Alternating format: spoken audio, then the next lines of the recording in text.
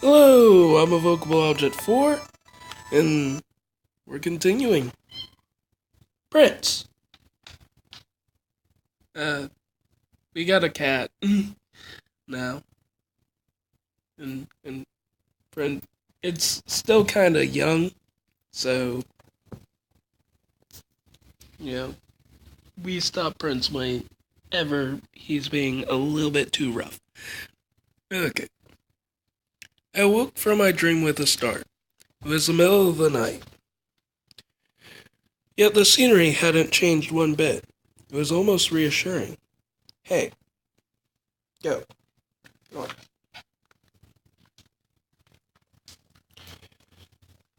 Everyone else seemed to be sleeping.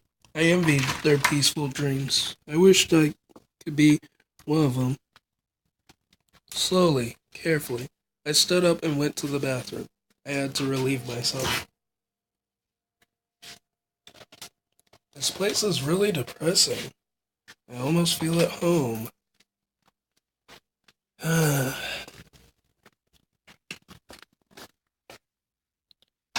I rose from the toilet, I suddenly felt another presence, even though I hadn't heard anyone enter after me. Then there was a strange sound. I approached the door handle suspiciously to see what the commotion was. I couldn't get out of the stall. I was locked in. Alone in a narrow place. I felt my heart beating faster and faster. I hated this feeling. It was the same as back then, the same despair in the face of death. Please, no, not that. Let me out! I don't want to be here. I was like a rat caught in a trap. Let me out! For the love of goodness sakes, I hate narrow places. I hammered on the door as forcefully as I could. It was no use. I had to find a way out, quickly. My hands were shaking. If I didn't get out soon, I'd have a panic attack and everyone would notice. I couldn't let them see me in this pitiful state. I had to find a way. And I tried kicking the lock with all my strength. The door went flying off the hinges with a loud bang. Wide open at last, I rushed towards the mirror. I took some time to breathe, gripping the sides of the washstand. I couldn't quite comprehend what had happened, why I had seemingly trapped myself. Nothing felt real.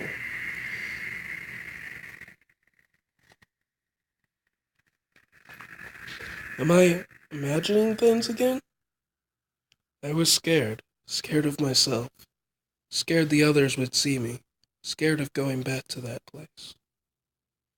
I didn't want to be buried under the corpses of my companions again, to see their distorted faces, to hear them cursing me again. I knew I overreacted. I knew I shouldn't have, but deep down I couldn't prevent the insidious fear from eating me alive. I didn't want to relive this moment again, but the sensation of being trapped was ever present in this place. Everything here could trigger a panic attack. Narrow places, the sensation of being trapped, unable to move, the heavy air, the ruins. I had been on edge for several hours and tried my best not to show it, to forget it. But now I was alone. Everything was coming back again. It had to stop. Oh, right. I had almost forgotten. The doctor I saw earlier today had been checking how my new treatment was going. I wasn't used to it yet. He'd prescribed me an antidepressant. I had to take it every day, starting with 50 grams and then report to him if the dose was enough. It had been several days now since the beginning of my medical treatment. My memory was a mess. Had I even taken my daily dose yesterday?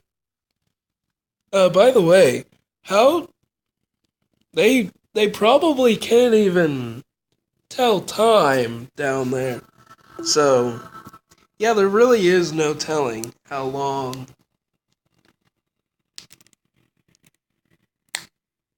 it's been. I searched through my pocket, pulled out my pack of pills, engulfs one without thinking before going back to my imaginary bed.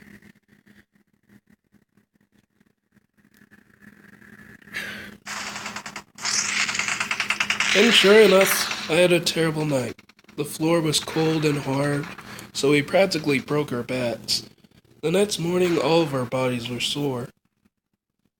But even if I was at home, I still wouldn't have felt safe. Sure, the mattress would have been more comfortable, but that would be it. Because I dreamt of that place again.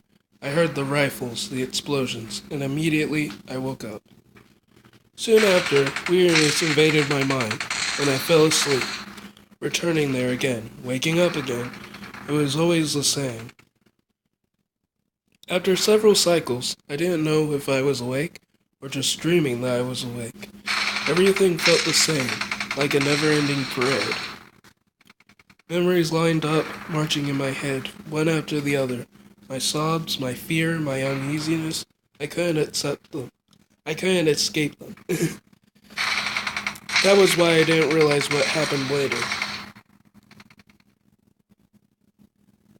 A strange sound woke me up.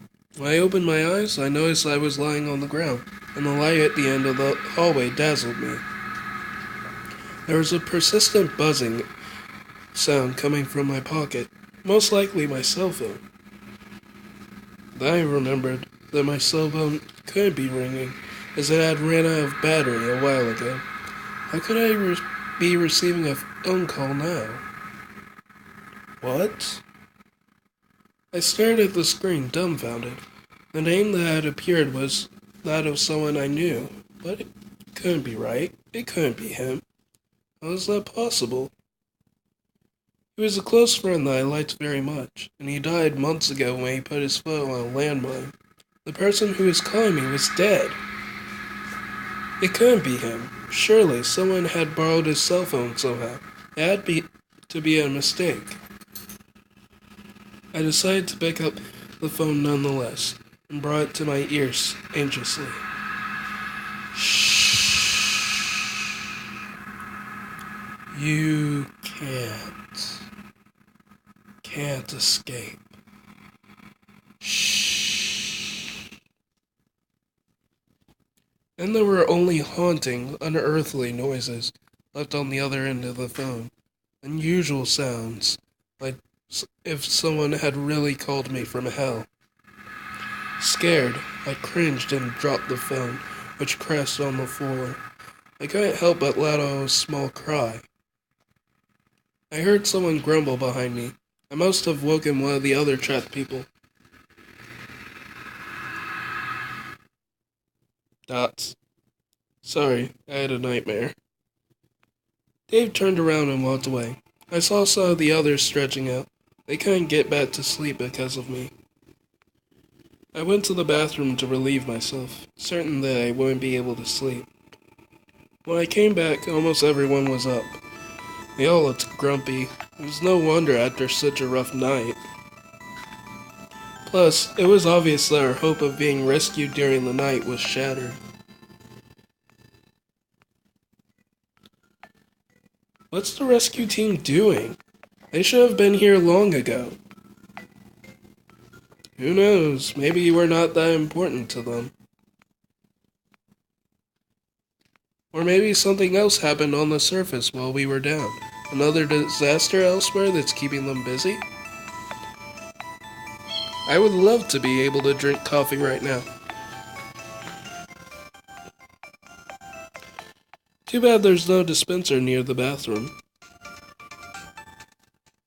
I'm sure it wouldn't have been working anyway.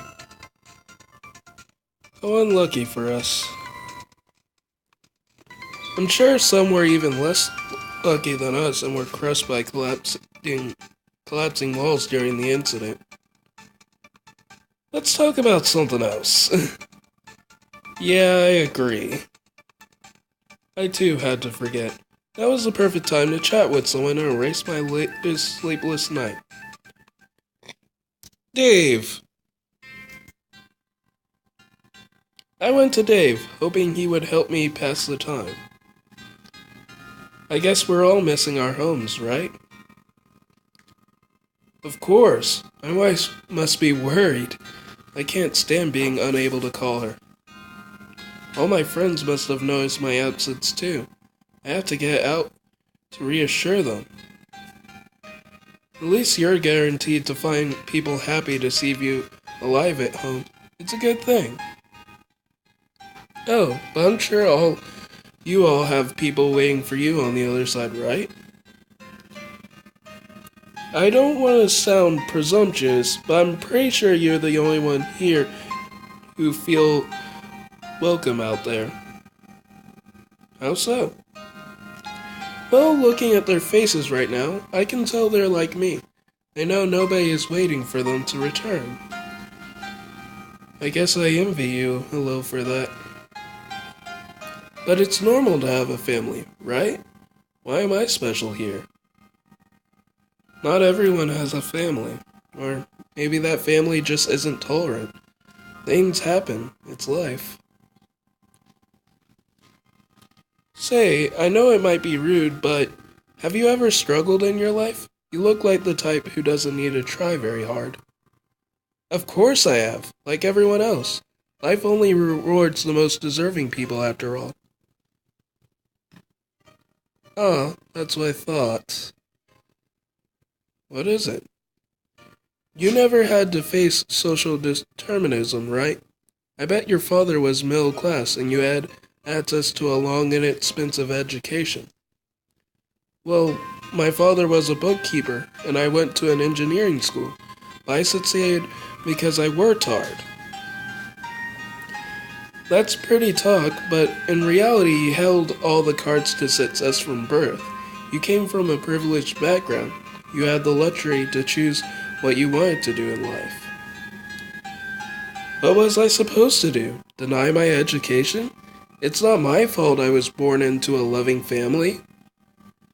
No, of course, it's not anyone's fault, but that explains a lot about your way of thinking. Since you don't know what insecurity is, you're very detached. I work for the common good. I want to help people too, you know. Yes, and it's admirable. But you don't know what it's like to be unwanted. I think you should ask the others for their experience. I'm sure you'd learn a lot. Why are you always lecturing me like that? Well, you don't seem like a bad dude, so I want to understand your point of view better. As weird as it might sound, I want to help you. Help me do what? Help you become a better person? As a human being, you can have unlimited growth if you want to. You can learn all your life. You know, I kind of feel weird as a character that's like almost 20 years younger than this character. I kind of feel weird giving life advice to this guy. Just saying. So, don't think you've learned all there is to learn. Keep growing, that's all. Okay? Dave shrugged with a confused look on his face. I knew he didn't understand the point I was trying to make, but it was alright. Maybe he would someday. Again, kinda weird, like... he still has a lot of years left, but, still kinda weird. My character's almost 20 years younger. Whatnot.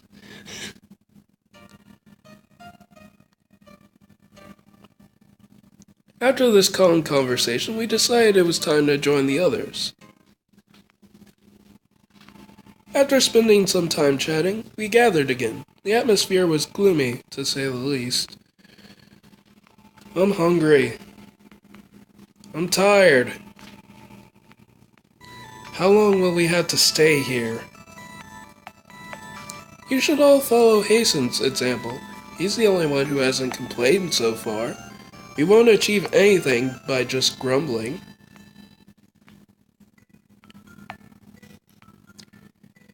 I guess you're finally in shape. You weren't that energetic this morning. Hey, I'm not perfect. And I did say Hasten was the only one not complaining. I included myself in your bunch. Let's take our last meal then. It may help a little. Like yesterday, each of us got half a biscuit and a portion of water. And there went our last rations. Since Hasten had a separate bottle, he still had some left, but it was obvious that it wouldn't last long either. I'm still hungry. Of course you are. It's only half a biscuit after all.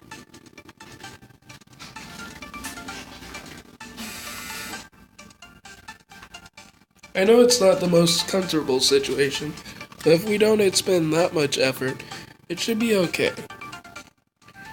I can't wait for the rescue team to come. I've got so much work to do at home. How can you think of work first?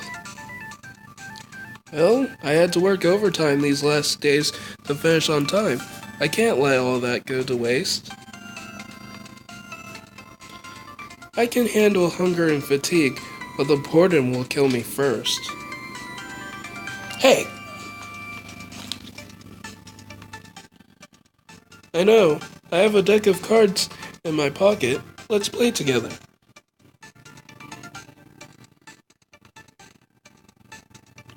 Good idea.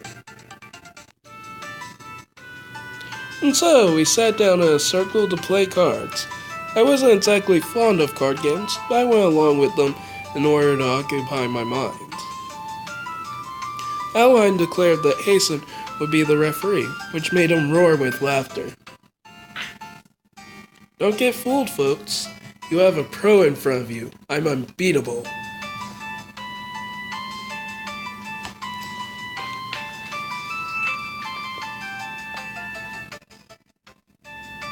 We'll see about that. I must say I'm quite skilled myself. And I'm pretty sure I can beat you.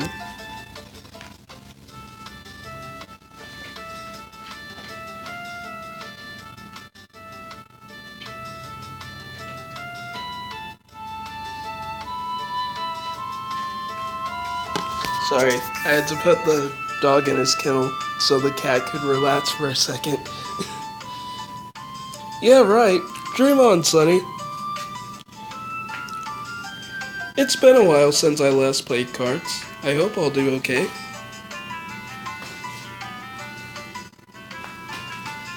Don't worry, the most important thing right now is to have fun, right, Hasten?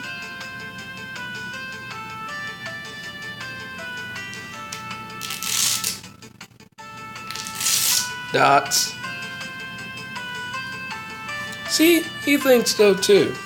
Let's wait for the rescue team. Well, doing something for a change.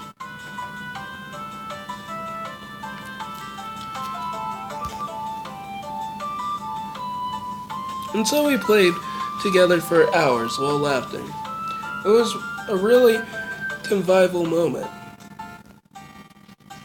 It made me think of my former comrades. When we had to go to war, there was always a period of calm. Either the higher-ups were thinking of a plan or the enemies haven't made their move yet because they didn't know how we'd react. Phew. Man. But there were always times like these, when we were playing cards together, trying to forget the situation and have a good time. It wasn't much, yet the moment made me feel a little happy inside. More memories were coming back, not the screams, but the laughter. It had been so long since I'd felt that way. It was almost refreshing. Time flew by, and as she had predicted, Adeline defeated us hands down. She really was something. Losing interest, we finally split up and went about our business. Adeline was trying to take a nap in a corner while Alicia, Gabriel, and Dave chatted in another. As for me, I decided to play with Hasten. So, you're using your small car again. Can I make vroom vroom too? I'm not doing the right thing, am I? Show me what you want me to do. Dots. I was trying to understand what Hasten was doing when I heard an exclamation. I turned around. Alicia seemed upset. What's wrong? It's gone! Gone! You lost something? Hasten's bottle of juice has disappeared. I put it in my purse. There's no way I dropped it. Someone must have taken it. Alicia stood up with a furious look on her face and shouted. Okay, actually, I do eventually want to figure out who took the bottle. So at this point, I know it's not Gabriel, and I would hope it's not my character. I guess we'll get to the point where we're talking to Dave in a second. Who took Hasten's bottle? Tell me, it's not funny. You all had your portions already. Taking the rations of a kid? Really? Have you no shame? Who did it? I want an answer. Everyone stared at each other with confusion. Maybe it's a misunderstanding and the bottle slipped somewhere. I'll help you find it. Me too, I'm sure it's somewhere. Gabriel and I decided to go look for Hasten's missing bottle. Maybe he dropped it in here. All of us have gone to the bathroom at some point. Maybe. Ah, look, Gabriel, below the washstand. Ah, you're right. Here it is. I picked up the bottle and immediately realized it was empty. It pained me to say so, but Alicia's fear may have been justified. Someone had drunk Hasten's last portion of juice. I'm sorry, Alicia. We did find the bottle in the bathroom, but it's empty. I knew it! Someone must have been thirsty. You drank it. Calm down. Maybe Hasten drank it and didn't tell you. He wouldn't do that. I agree with that. Hasten is always asking Alicia when he needs something. But why? Actually, I don't hear him complaining. Why can't he say that something is wrong himself, huh? Alicia went red as a tomato and exploded. You could see tears in her eyes. Because he's a child with autism, you jerk. Are you happy now? Happy? Just leave us alone. Dave suddenly gasped, embarrassed. He clearly didn't expect this and did his best to maintain his composure. I didn't know. It's not my fault. Oh yeah? It's not your fault? That's too easy. You don't have to know he's disabled to treat him properly, you know. Since the beginning, you've been picking on him. It's not his fault if he can't make himself understood that easily. I bet you're the one who took his bottle, aren't you? You thought it was funny to steal something from a defenseless child. Is that it? It wasn't me, I swear. Why would I do that? And why are you blaming me? Gabriel did say at some point he was thirsty. It could have been him too. Are you saying that I'm the culprit? That I drank from Hasten's bottle? No, I just said it could have been you. Wait, why are you so defensive all of a sudden? Are you the thief after all? What? How could I have done that? You went to the bathroom earlier, you could have stolen it then without us noticing. Oh yeah, with my wheelchair making that noise. You think you wouldn't have heard me pass by Alicia's purse? Not like I'd look very suspicious trying to bend down. You didn't think that through, did you? Well then, it could have been Agatha, Adeline, or Alicia herself. Excuse me? Yeah, maybe you were thirsty too and took your son's person. You're the only one who could have touched your own purse without looking suspicious after all. Then why would I have yelled, huh? I could have just stayed quiet and nobody would have known. Well, You're not the brightest bulb, Dave. You gotta think things through before you say them. See, don't try to find excuses. I know it's you. But I swear I didn't do anything. The tension was palpable. I didn't know what to say, if anything. I felt powerless. Above all, I felt sad for Alicia and Hasten. Alicia was clearly infuriated. Dave had also gone too far by mocking the child all the time, but he cringed at his mistake. He didn't like looking like the villain. Adeline was quiet. I could see she was very sad, whereas Gabriel looked angry, as if almost on the verge of taking it out on someone. Hasten had rushed to a corner of the room after the dispute and wouldn't move an inch from there. I could see him keeping his hands on his head, swinging his legs rhythmically. I guess it was his unique way of calming himself. I felt I understood his functioning a bit better now that I knew the right term. Hours passed by, with nobody daring to let slip a word. I couldn't bear a silence this heavy. I had to do something, else I'd become more agitated. Alicia had given Hasten something to soothe him, and she seemed a bit more composed than earlier. Maybe it was the right time to chat with someone and try to ease the tension. Pass the time with Dave. Dave. I went to Dave. Are you alright? Do I look alright with you? I'm fed up with this place, and I'm fed up being the villain. Well, you shouldn't have provoked Alicia when she was furious. And she was right, you did pick on Hasten several times. Don't talk like that. You sound just like my daughter. Okay, first time we get to hear actually more about his family.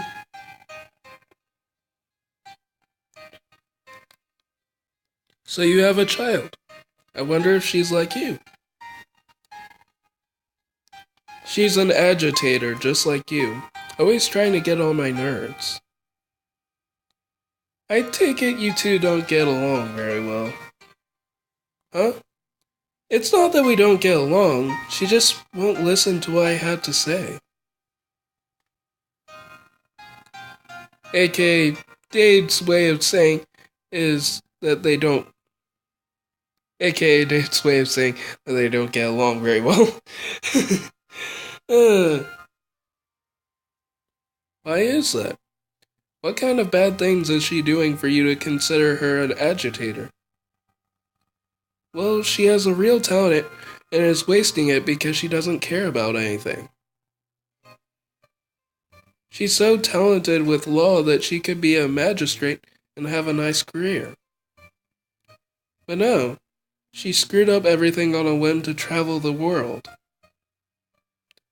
I told her not to do it, of course, but she wouldn't listen to me. I know she just wanted to annoy me. Why would she annoy you on purpose? Because she's the rebellious kind, of course. I'm not convinced by your side of the story, but why not? And I'm supposed to act like her? You two seem to enjoy getting on my nerves. You only talk to me to see me react, don't you? You just want me to get angry. Whoa, calm down. Stop playing the victim. I may have been impolite, yes, but I tried to be honest with you and help you get along with the others. I don't enjoy being mean, if that's what you're implying, and I certainly don't talk to you out of mischief. Now, if you can't stand talking to me, I'll leave you alone from now on. The problem will certainly be solved. Wait, no, I want to talk to someone. Well then don't treat me like that. I'm not your enemy. We're all in the same hell, remember? Sorry. I didn't mean to. You're really one of a kind. Let's cool off for a while and we'll talk later, okay? Okay. After this conversation, we decided it was time to go to sleep. I couldn't help but feel like I'd learned a lot about my new companions. I was somehow getting closer to them. I was becoming useful again. It was a pleasant sensation, but a very fleeting one. As soon as it was time to rest, I felt alone, and everything crumbled. No matter how hard I tried to forget during the day, the night was never as merciful. I couldn't go to sleep to see those nagging nightmares again. War had left a deep injury in my heart, and nothing can ever stay as it was before. That night, I remembered what I had done. My unit had been sent to another country to bring civilization, they said. Their political leader was a dictator, they said. He had powerful weapons, they said. We weren't supposed to free the civilians from the evil man, to help them. I had enlisted the army for one reason, to save people. I didn't save those people. I murdered them. There were no powerful weapons. We bombarded their cities, killing innocents, injuring children and elders alike. It wasn't to help them. It was so we could terrorize them. And we succeeded. They wouldn't dare approach us at first. Instead, they ran away each time they saw us. I didn't understand. I thought I was helping them, that they had nothing to fear. Then they began to rebel. They cursed us, they spat on us, and I finally understood. I understood that we were destroying their homes, killing their beloved, burying all they ever loved. And I became disgusted at myself, disgusted at my superior, whom I had trusted. How could I ever be forgiven? Did I even deserve to lead a normal life? The dead must be mad at me. I'm sure they didn't want me to be happy. And they were right. I didn't deserve to live as a normal human being after what I had done. This my mind knew all too well. My mind made me relive this nightmare for all eternity. It was my punishment, my atonement for my sin. Yet, I couldn't live like this. The burden was too heavy to carry. I had to forget in any possible way. I woke up in the middle of the night, unable to go back to sleep. I went to the bathroom to relieve myself. As I entered, lost in my thoughts, I noticed an unusual smell, something like blood. When I looked at the mirror, I ended up stepping back immediately. There was a corpse inside the mirror, one of the soldiers. He was here to punish me, to be sure I would rot in hell just like him. You can't escape your fate.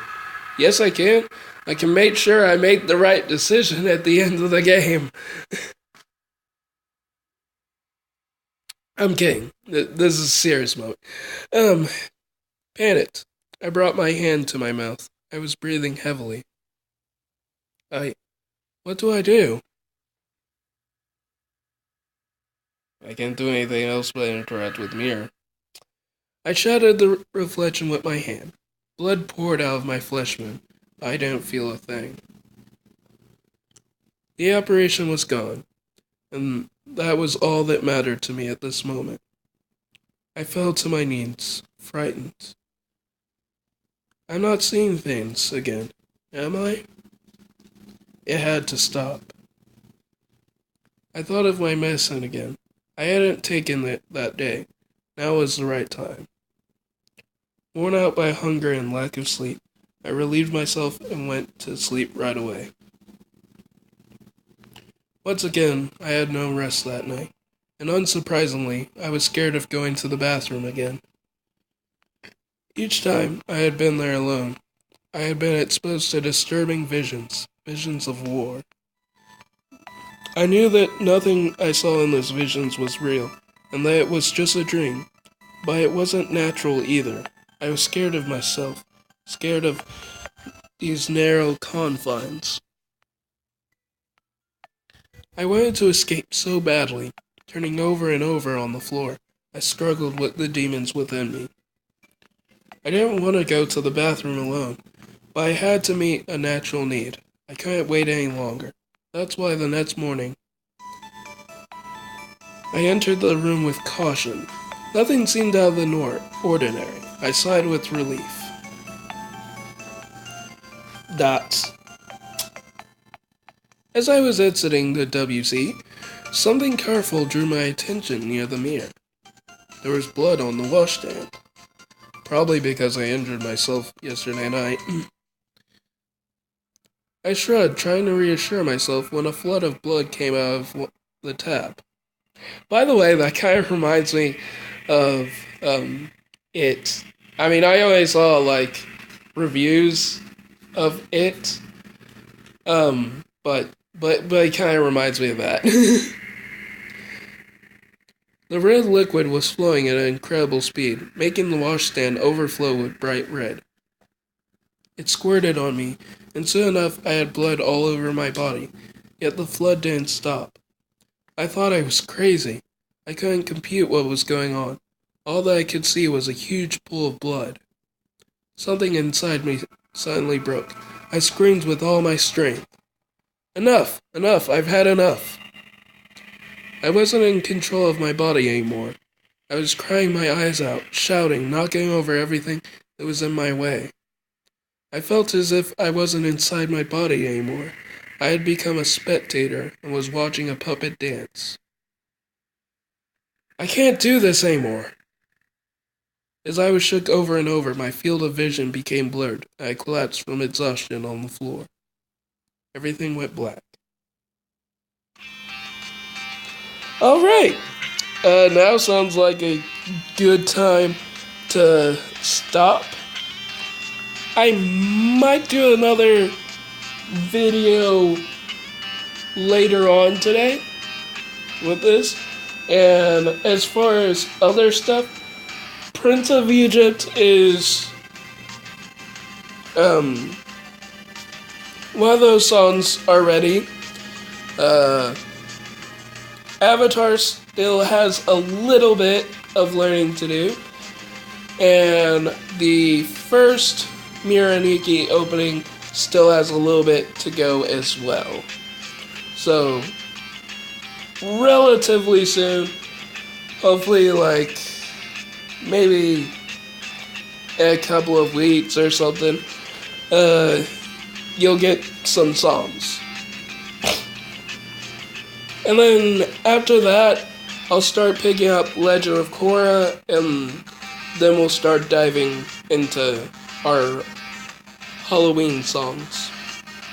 So yeah, I'll see you guys in the next video after I save.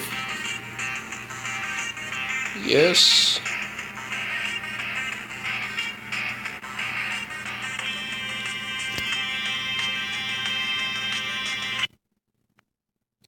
So, I'll see you guys later. Bye.